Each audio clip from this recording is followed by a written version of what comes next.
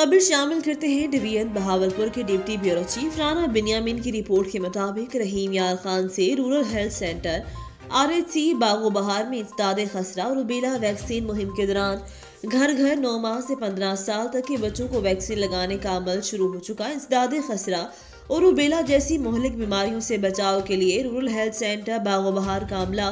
मुफ्ती चको गली मोहल्लों और घर घर जाकर 9 माह से लेकर 15 साल तक के बच्चों को वैक्सीन लगाने में मसरूफ अमल है। वालिदैन रहल इलाका भी इंसदाद खसरा मुहिम की टीमों के साथ भरपूर ताउन कर रहे हैं। हेल्थ सेंटर बागो बहार गुलाम सरवर ने सहाफियों से गुफ्तगू करते हुए कहा, वालिदैन को चाहिए कि अपने फूल जैसे बच्चों को खतरनाक बीमारियों से बचाव के लिए इंसदाद खसरा मुहिम में अपनी वैक्सीन लाजमी करवाएं ताकि अपने बच्चों को खसरा और रूबेला जैसी मोहलिक अमराज से महफूज रख सकें।